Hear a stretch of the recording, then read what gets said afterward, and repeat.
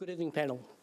Why do we persist in labeling China as our major security threat when history strongly suggests otherwise? The evidence shows that it is the US and its allies that have waged unceasing and sometimes unjustified wars. Former US President Jimmy Carter declared the US is the most warlike nation in the history of the world due to a desire to impose American values on other countries. So, who is the real threat to our security? Damien Cavers, as the American on the panel, I'll hand that one to you.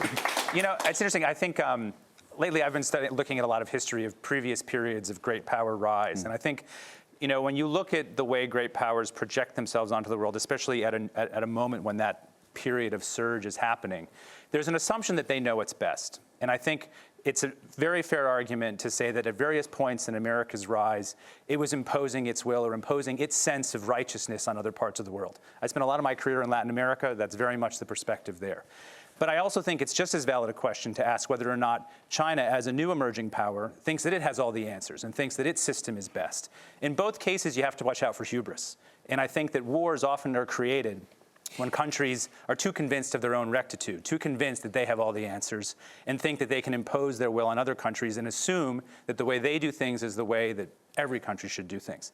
So to me, I don't think of it in terms of an individual country. I think it's important to think of the values and to make sure that the countries that, as they become more powerful, also maintain a degree of inclusion, of humility, of all the values that I think as humans we all want from the people that we live with and our neighbors. And so the question is, how do you get countries to behave in that kind of way? And I think to some degree geopolitics is all about that. How do you get countries to behave like good neighbors?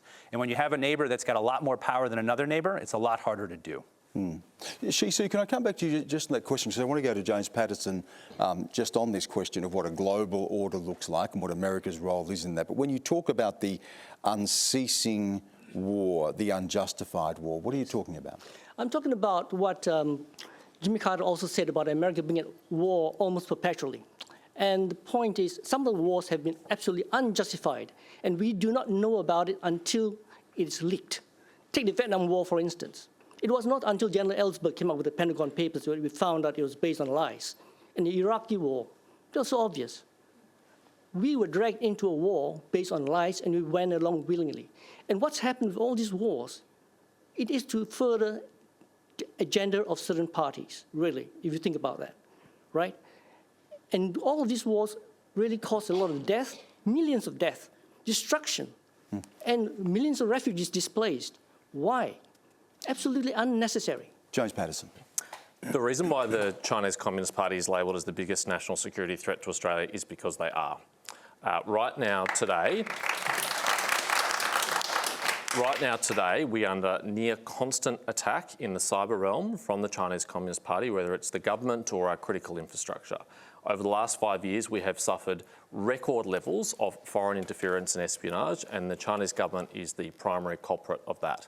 Right now, the Chinese government is acquiring military capability at the fastest pace of any nation in the world since World War II. And I think the evidence shows they're not just doing that for the fun of it. They have reclaimed islands in the South China Sea illegally, although Xi Jinping promised that he wouldn't. They have just fired ballistic missiles over Taiwan into Japan's exclusive economic zone.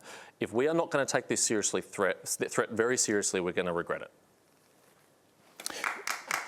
Pat Conroy, with all of the speculation about what may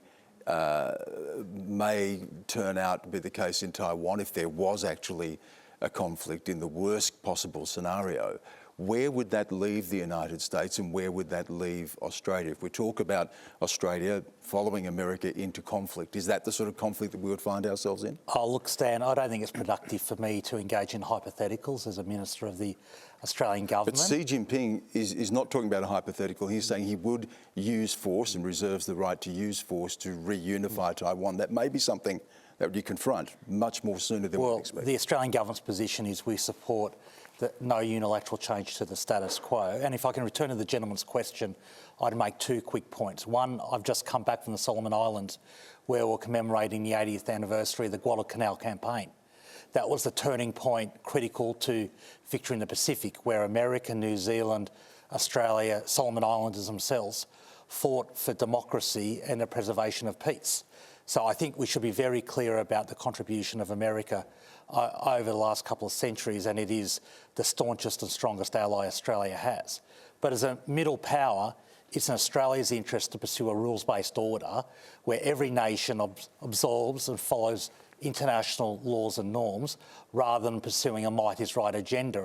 And to James's point, illegal island building in the East and South China Seas challenges that rules-based order, and that's why it's so important for Australia and other countries to pursue freedom of navigation exercises. So I think it's in Australia's interest to have a rules-based order, and that's the core part of the Australian government's approach to foreign policy. Can I just put a question to both James and Pat on this?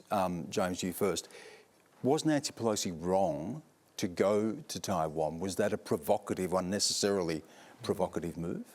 To Jennifer's point earlier, I'm really conscious not to put Australia in the driver's seat and say that it is up to us to decide whether the Speaker of the House of Representatives of the United States should visit Taiwan. The Taiwanese government invited Nancy Pelosi to visit, and she accepted that invitation. And it is utterly routine for congressional delegations of the US to visit Taiwan. It's also routine for parliamentary delegations from Australia to visit Taiwan. I've been on one myself. Anthony Albanese himself went on one a few years ago. And we should support that because we maintain, consistent with our One China policy, extensive unofficial relations with the people of Taiwan, and we do that because we have common interests and common values with the people of Taiwan. Jennifer made the good point that the 23 million people of Taiwan have fought very hard for the liberal democracy that they have. And while Taiwan might be historically important to China and it might be strategically important to China, for the people of Taiwan, it's their home. And I think they have to be at the heart of that conversation and at the heart of the resolution of this issue.